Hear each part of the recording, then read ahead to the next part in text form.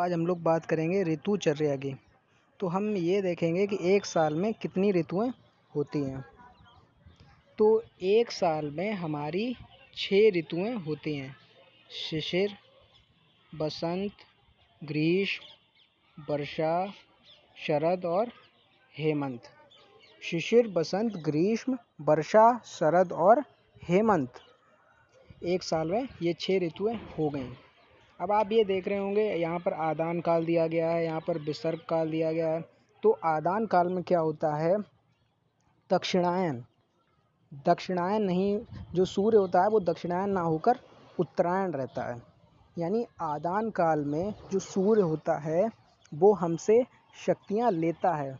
यानी अगर कोई पर्सन धूप में बैठता है, अगर आदान काल का सीज़न, जैसे कि अभी गर्मी चल रही है, अभी आप धूप में थोड़ी ना बैठेंगे, तो वो मतलब हमारी एनर्जी लॉस करा देगा।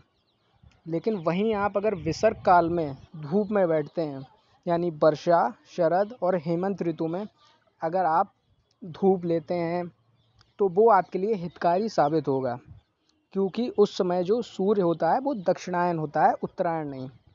तो सूर्य जब दक्षिणायन होता है तो कौन सा काल होता है, विसर्ग काल। और अगर सूर्य आदान काल में कौन सा, उत्तरायण होता है उसमें।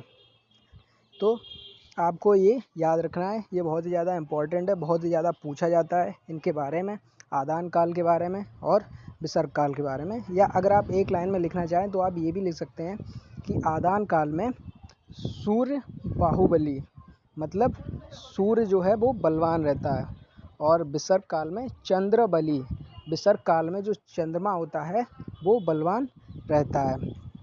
तो अब आप महीने देखेंगे, यहाँ पर जो महीने दिए गए हैं, माघ, फागुन, चैत्र, बैसाख, जेठ, आषाढ़, श्रावण, भाद्रपद, अश्विन, कार्तिक, मार्गशीर्ष और पौष।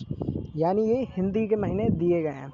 तो बहुत से लोगों को जो है हिंदी के महीने नहीं पता होंगे, तो वो आप आए हैं वीएमएस करने, तो आपको ये हिंदी के महीने याद करने पड़ेंगे।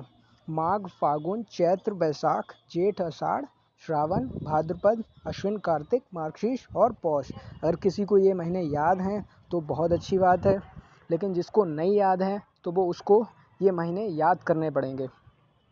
अगर हम कोरिलेट करके देखें इसको अपने जनवरी, फरवरी, मार्च, अप्रैल ऐसे करके, तो लगभग हम ऐसे बता सकते हैं कि जो ये माघ फागुन होंगे, माघ फागुन, तो ये होता है हमारा जनवरी फरवरी का टाइम।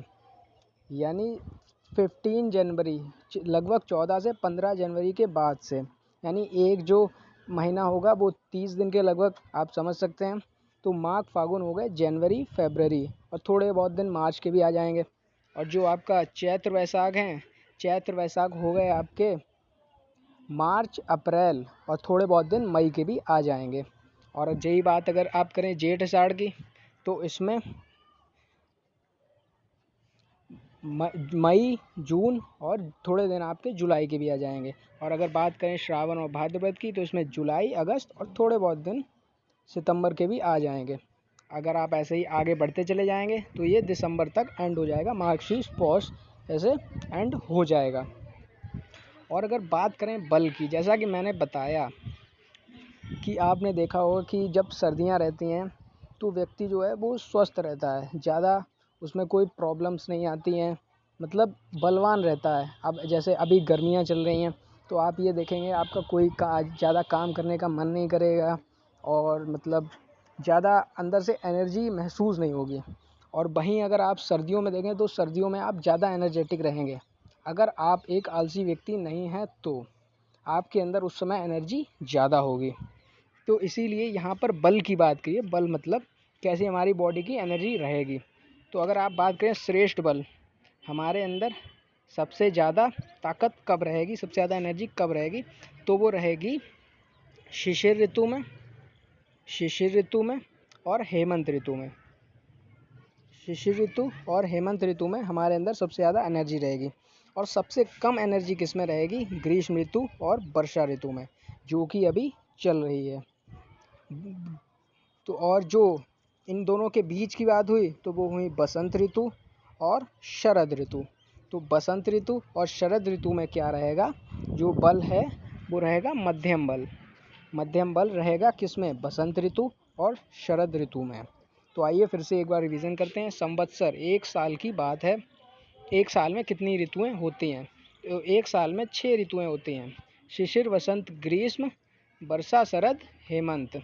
और जो अगर इनको हम काल में डिवाइड करेंगे तो आदान काल के अंदर 3 ऋतुएं आती हैं और विसर्ग काल के अंदर 3 ऋतुएं आती हैं। यानी आदान काल जो होगा वो आपका 6 महीने का होने वाला है और विसर्ग काल जो है वो भी आपका 6 महीने का होने वाला है। क्योंकि जो आपकी एक ऋतु है वो 2 महीने चलती है। क्योंकि जो एक वर्ष होता है, एक ईयर होता है, उसमें 12 मंथ्स होते हैं। तो आपकी एक ऋतु जो है वो 2 महीने के लगभग होगी। तो इस प्रकार से इसके मंथ्स थे और इसमें बल था। तो आपका ये जो ऋतुचर्या टॉपिक है वो आपका कंप्लीट होता है।